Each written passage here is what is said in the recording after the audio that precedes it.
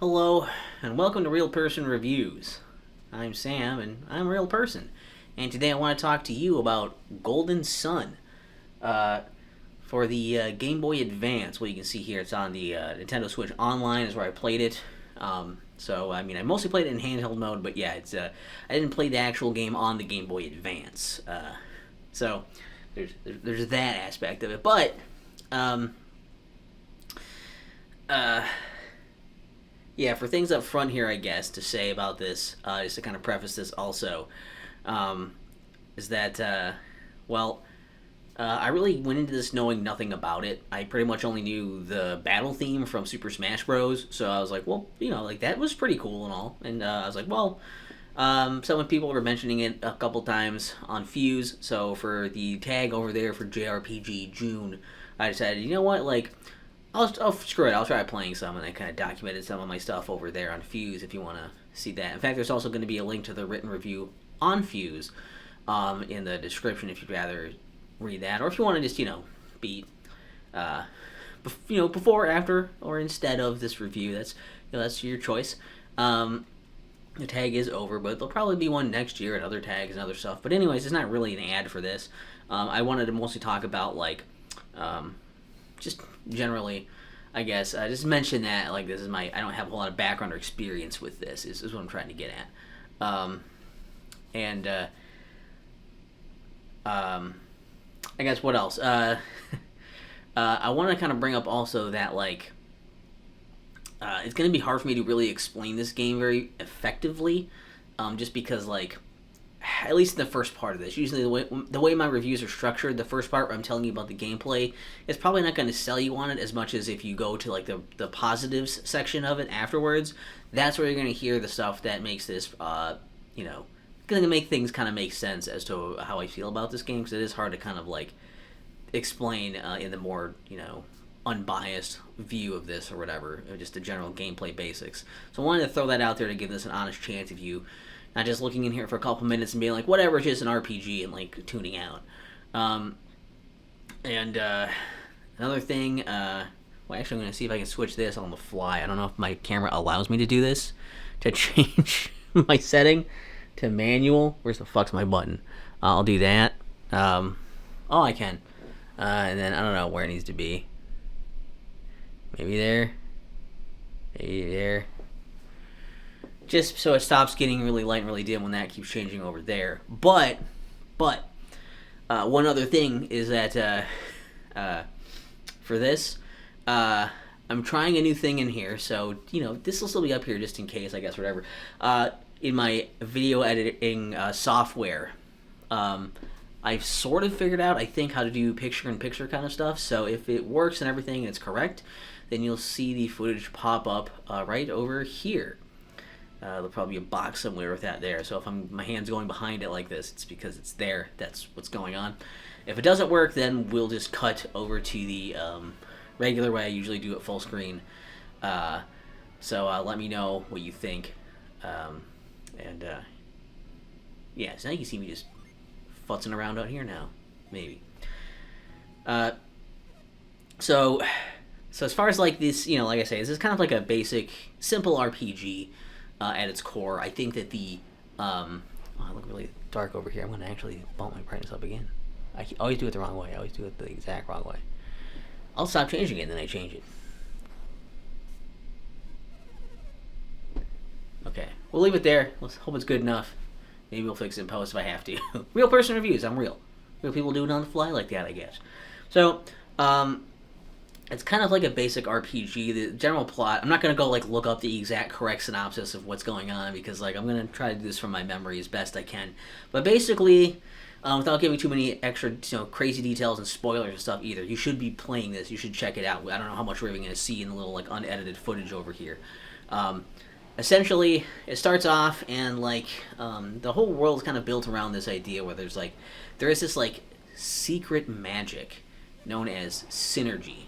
That's how I'm going to pronounce it. If you have a problem with it, that's your problem, not mine. This is just like a magical power that's, like, also, like, very secretive. It's like elemental. There's different kinds. There's, like, wind synergy, or, like, the 4 elements, like wind, fire, earth, Wind, fire, earth, water. Yeah, they have different names for those, whatever, like, but that's what they are. So that's the thing. People who can use them are called adepts, and essentially, you're living in a village where like people can use synergy, but you're like again trying to make it really secretive, not let the world know about it, or whatever.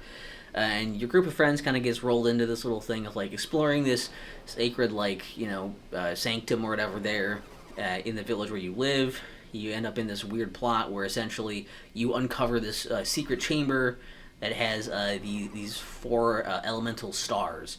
And these are powerful things that are apparently also useful for something known as alchemy, which the game doesn't like. It's still very even mysterious to me. Playing through the whole thing is still very mysterious. You don't have tons of like knowledge of what that exactly is and how that's working into here and how it's different than synergy and whatnot. But essentially, what you do is you're going through there, and then all of a sudden you've been followed by the bad guys, and they come in and they basically hold your friends hostage, make you give them the elemental stars, then they take off with the stars and your friends as captives because the place started collapsing, so you still have one elemental star. They're going around trying to use those elemental stars to light these ancient lighthouses, and I don't know exactly if that was supposed to give them a bunch of power to do so, to control the world or destroy it or whatever, something along those lines. So essentially you're trying to save the world and also trying to save your friends in the process. That's kind of what propels the story forward. So you're adventuring around, go around this map. There are towns, there are dungeons, there's different places in the overworld. And you're mainly on, all these different quests for, like, other people have troubles along the way that you're finding in these different towns and kingdoms and stuff. And you're, you can help some people out. You have some options of helping them out or not. Sometimes there's choices of things you can do for dialogue. Sometimes changing, your answers will give you opportunities or close off other opportunities. So there's a little bit of that going on as well. And there's plenty of stuff that is, there's some stuff that's required, some stuff that's optional. And you're kind of adventuring around. The main general gameplay you're actually doing for a lot of it is, of course, turn-based combat. It is an RPG. Fairly standard kind of stuff where, you can attack, defend. You can, attack, defend, use items, and you can use your synergy in combat. It's like spells. You have, like, synergy points or whatever. You get PP for your spells. You level up, you get more stats or whatever, that whole thing. As you go along, you get some more party members and stuff. There's equipment you can find some. You can buy some in shops and sell it there and whatnot in, the towns and stuff. Again, a lot of this is random encounters with enemies, and enemies will drop stuff, and you're going around, it's again, it's hard as I feel bad saying it's just like typical RPG stuff, but it kind of just is. And so like if you played an RPG before, you'll get it, and if you haven't, this is probably a fine way to kind of get eased into it. There's also a lot of dialogue, tons of dialogue. In fact, there's even a synergy spell you can use outside of battles. There's a few of them you can use, but one of them is the ability to read minds. So you get lots of dialogue. Dialogue also changes and stuff when new events and things have happened. So you can go back to places, and after you do certain things, and people will be saying different things there now based on happenings in the world. So it kind of time is passing. Things are existing with each other within the world. Things will affect the other parts of the world, and also. You can use this mind reading ability to get even more, whether it's actually important stuff you need or if it's just flavor text or whatever. There's a lot of stuff you can actually read for that. There's other spells you can use, other synergies you can use that are outside of battle. Some of them are just things like healing status ailments and recovering health or whatever between battles. You also can you can say at an inn to recover yourself as well, but if you're just out and about, you can actually run around, and just running around places will just slowly regenerate your PP as well. Drinking game every time I say PP. That probably won't be too many times, but I just did another one, so you're welcome. There's some of these spells that can be used in just for solving environmental puzzles kind of things, just on other parts of the overworld or in dungeons or towns or whatever. You can use it to progress or find secrets and get around that way, make some shortcuts, that kind of thing. There's also another element that's into here, are these things called Jinn. I think there's like if there's multiple of them, multiple of them are Jin. One of them is a Jinny. That's how I choose to pronounce those as well. So you can get mad at me about that in the comments as well. But again, no one says it in the game; they just have text. So these things are these little like the creatures that are also bound of like these. They're based on these elements. Basically, once you have them, one of the things you can do is you can equip them onto your party members. In doing so, this can it has a variety of effects. Essentially, you can do things like they usually will boost your stats in some way. They also might change your class. And if they do that, it'll also typically that changes the actual synergy you have for like your attacks in battle. It can change the things you have for that. So you might gain some spells, you might lose some spells, or there might be no change. Depends on what you already have on and what you're adding and whatnot. And who it's being given to, I believe. Another thing you can do is that you can also like use them in battle, like summon them and do like these really powerful like abilities that they give you to fight against the enemy, whether it's like a defensive one to buff you or if it's like an offensive thing or whatever. There's a lot of different effects that those can have. And then after you use them, they'll be on cooldown for a little while. I believe also like using them is different than like the actual just big summon that you can do for them as well. But like yes, there's like a whole thing, and the game will kind of tell you how to do that too. But it's very like there are different options you can do. It's just like after you use them, they have to be on cooldown, and while they're on cooldown, you don't really have their buffs anymore for having them equipped to you. So I will be honest, I pretty much just left them equipped on myself the entire time and never used them as abilities other than in the little tutorial section. So that's on me. I also didn't get every single one of them. I missed like I think 2 of them throughout the game, but that's also fine because I wasn't going to be a completionist about this. Be like I have to do this and look everything up. I mean, I think as far as gameplay, that's most of it. There are a lot of different like events going on and little other ways you'll be using. Like sometimes you have to talk to certain people and bring things somewhere, use certain like synergy for things, and stuff will kind of evolve with these different events and the dialogues and everything. So there's some fun little things to do along the way, but like that's the general gist of what you're doing is going around finding these different little like side quests and things along the way, asking people for help, helping other people that are in need, exchanging stuff for each other, being guided, that kind of thing. Discovering the world that you're living in and the happenings, how many people are actually adepts that are using synergy and other things going around, and trying to track down these bad guys that are lighting these lighthouses and have your friends captive. That's your main objective, is trying to find them. The game does this stuff really well. There's just a lot of like nice things because this came out 2001. This came out around the time, so like it was still pulling from like older RPGs in a lot of ways, but also it has some like more modernized like nice like niceties, I guess, some quality of life additions here that are kind of nice to have.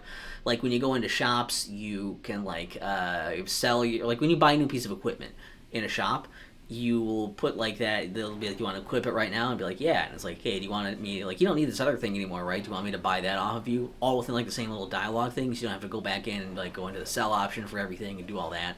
So like there's that thing. That's nice and handy thing to have. Every shop will carry all of like the crazy items that you find along the way. It's like kind of like stuff for like unique items that there's only one of. If you happen to like sell one of those or drop it or something, you can buy it back in a shop. That's like a cool thing you can do. And basically every shop starts carrying more and more things as you go forward, so you never really miss anything or have to like backtrack to a different shop to get a particular thing. It's very convenient in that sense. The dialogue tells you a lot of times, repeats the thing you're kind of supposed to be doing next, so you're generally going to be probably okay with knowing what you're supposed to do.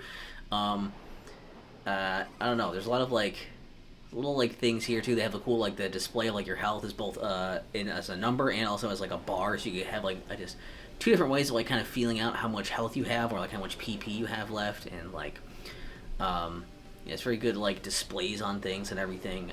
So it's very, in a lot of ways, it does feel a little bit forward. In fact, it also is interesting too with the music is an interesting choice of. There's a lot of like classic I don't know, like, strings and pan flutes and whatever, like, kind of like piano, guitar-y kind of sounding things that you would hear in, like, an RPG.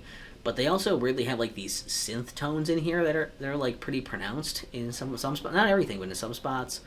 And, like, that's a very interesting choice. And that's, again, like, it's music's catchy. It's good. some of those themes will kind of grow on you, and like it's good that the battle theme is really really good.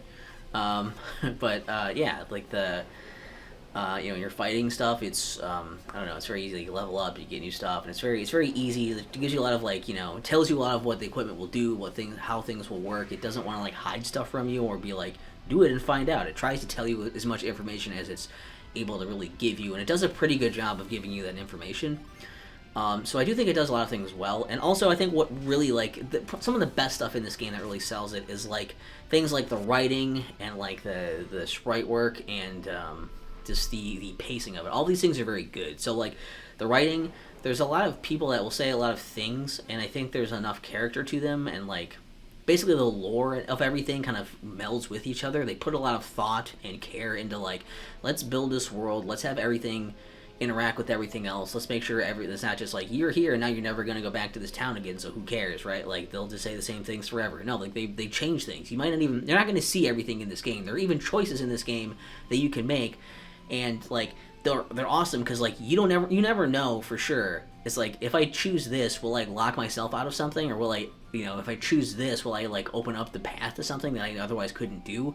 And I had to look up online to figure out, like, I've actually read a thing that said, like, no, like, I didn't know. I didn't really go looking for that, but I was just reading a bit about the game, and it's like, yeah, apparently there's stuff that you will just straight up miss out on in your playthroughs. I don't think you can actually experience everything in a single playthrough, and you're not really meant to. And I think that also, because of that, you are really, like, aware when you're, like, you really want to pay attention to what people are saying, what the situation is, and what you actually feel like you want to do, because it's like, it's not about doing the correct thing to get all of the right stuff or anything. It's about like, okay, I want to like, what should I do here? I should take this seriously because there might actually be some kind of consequence or reward for my actions. So like I think that was a really good way to do it. And there's lots of good like flavor and like just fun little exchanges going on as well. Not just in the writing, which I think again very good at like building up some interesting characters and then like reading their minds to see if they actually believe that stuff, if they're like kind of lying to you or hiding things. That's really interesting dynamic. But there's also like oh fuck, I just lost my train of thought on that. Reading minds, I lost my train of thought. Where you're like there's a lot of stuff to talk about. So I'm trying to cram everything together in a cohesive like flow as well. Like reading minds and stuff and talking to people, and there's like fuck, I'm gonna forget what I was actually saying. For like the different choices have different things.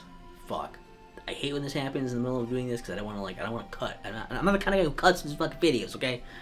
So anyways, yeah, the dialogue stuff is really good, and it flows, and it feels very organic and realistic. It makes you actually give a shit about characters, whether it's important plot stuff or if it is just like flavor text or anything like that. It is like, it's always interesting to hear what people have to say, and you actually get connected to them. They feel like actual like real people in a lot of ways. It doesn't feel like just throwaway stuff, and that's like a really good thing to have. It makes you want to talk to more people and just like do things, because not only is it potentially important to do, but also it's entertaining, it's fun.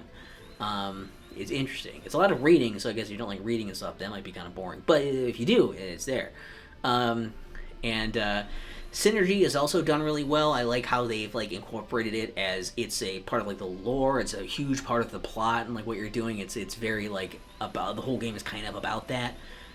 They also do a good job having it be your magic in battles for combat, so it's a gameplay thing. It's also a gameplay thing in the environmental puzzles as well. They really work this into the game really well, so it definitely feels like a very like integral, organic part of this, instead of just like, this is just magic and you use it and then here's other things. It feels like it's a thing that exists in multiple facets and it fits there. They do a really good job of making it just like really selling that to you. Really good. It's just the polish on this stuff and the way they made everything like work with each other and like feel really cohesive and connected goes a super long way. Even for something that is ultimately a pretty simple RPG to actually play. And even the pacing too, like I say, the pacing is really good. Of like, I went grinding twice in this game the whole time, where I went grinding for first for levels earlier on because I felt like I wanted to have more levels, and then it's just what you do in an RPG, so I did it. And then later on, I did it's still pretty early in the game. I was like, well, I want to have enough money to buy all this stuff in the shop, so I went grinding for gold. And I pretty much just fought everything I encountered the entire time, and I never really had to stop and go grinding again.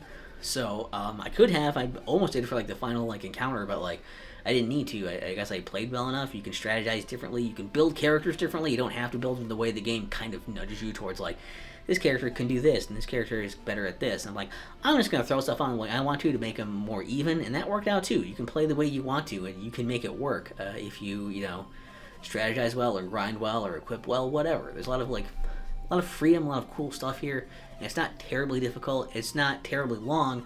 And at the same time, because there are all these different things going on as well, yet at the same time, even though it's not very long, it's like, or it doesn't feel very long, it is kind of long. It's not like a long RPG as far as RPGs go, but like by the end of it, I was like, I didn't realize I played for that long. It didn't feel like it was that long, even though all that stuff happened.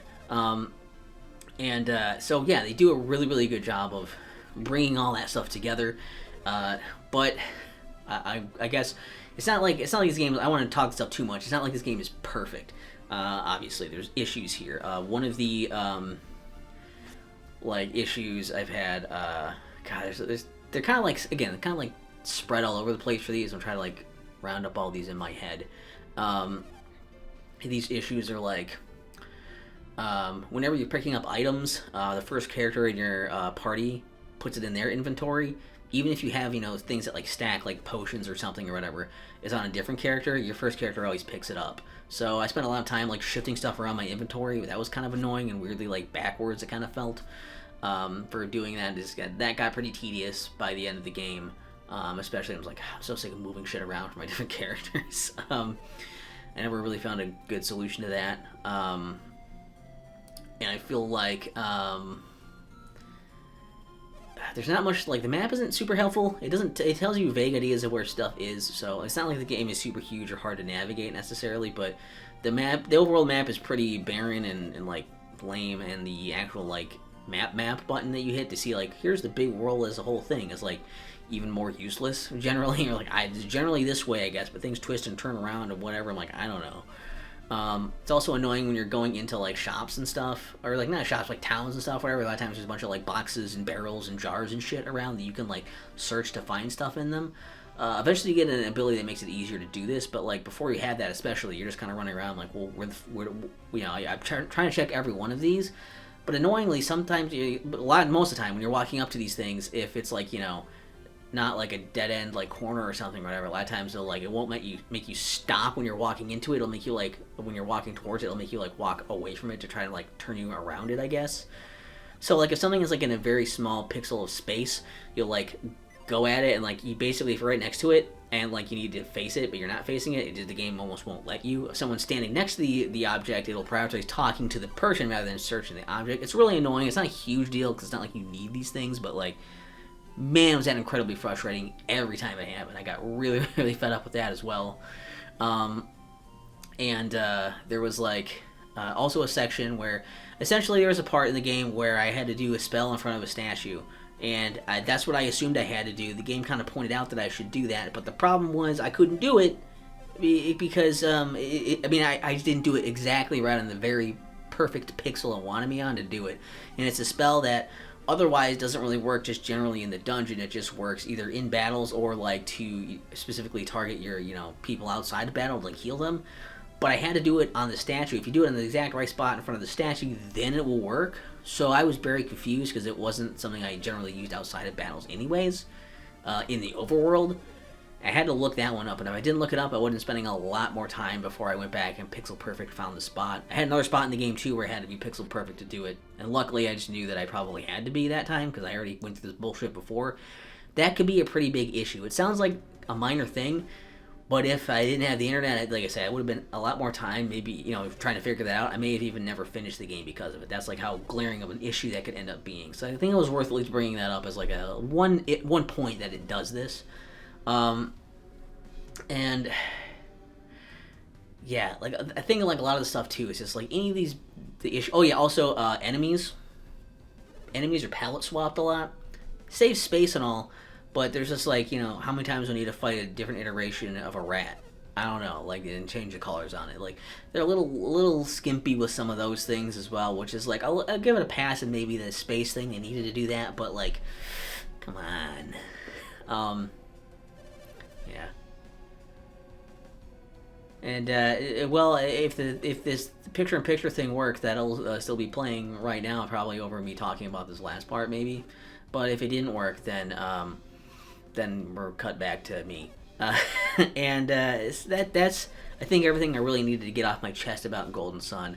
And I want to like say that I think it was very good. It's kind of a hidden gem, weirdly, because like you don't hear it talked about a whole lot. I'm almost kind of surprised it's on the Nintendo Switch Online. Maybe it's more popular than I give it credit for, than I know about, and it's just outside of my circles, maybe. But like, one of those things I will say, well, I don't think it didn't really wow me. It definitely impressed me. It kept me engaged this whole time, and it's the kind of game where, like, before you know it, like, you're invested, and then by the time it's over, you're like, oh, that is the end of it. It doesn't feel like it's too soon, but, like, it just doesn't seem like it was as long as it is. In a very good way. I think they have a very good, it's kind of a charming era it has here, where it's like between, you know, today's modern RPGs that want to be like the classics and also the classics themselves. It's kind of somewhere between them, that in a really cool place, honestly. And for recommendations for anyone, if you're someone who likes simpler RPGs, definitely give it a shot. If you like the idea of having lots of character. I never brought up the sprites. That's what I forgot to bring up. The sprites are very emotive in this game as well. We'll just tack it in here, because we're already here. You're already here. The sprites do a lot of, like, moving and wiggling and bouncing and shaking and stuff in ways for little, like, you know, exchanges that are also, they work well with the dialogue and everything else. It's very, the whole game is very well done, is what I'm trying to say. I think that it's one of those where it is basically at its core a rather simple RPG, but it does everything in a way that is just really appealing and engaging and fun, and a way that will eventually kind of worm its way into being like, you know what, I do like that, you know, by the end of it. And also, it's an interesting thing to figure out that, like, basically this game was, I guess originally was planned as a Nintendo 64 game, but as the development was getting later and the N64 was on its way out, they shifted it to a Game Boy Advance game, and it got split into two. So this is actually like a part one, and that's probably even more surprising yet, that this is like, you know, they had this, like, you know, ending that's like on a cliffhanger, yet they still managed to have it be a very satisfying ending in its own right for just this game. And that's also a very impressive feat to really accomplish here. So big kudos to this game. It's very, very good. And I think the characters at the end do kind of sum this up pretty well. Your party's like, you know, when you think about it, a lot of stuff has happened, and yet it feels like our journey has just begun. So that was Golden Sun. To be continued.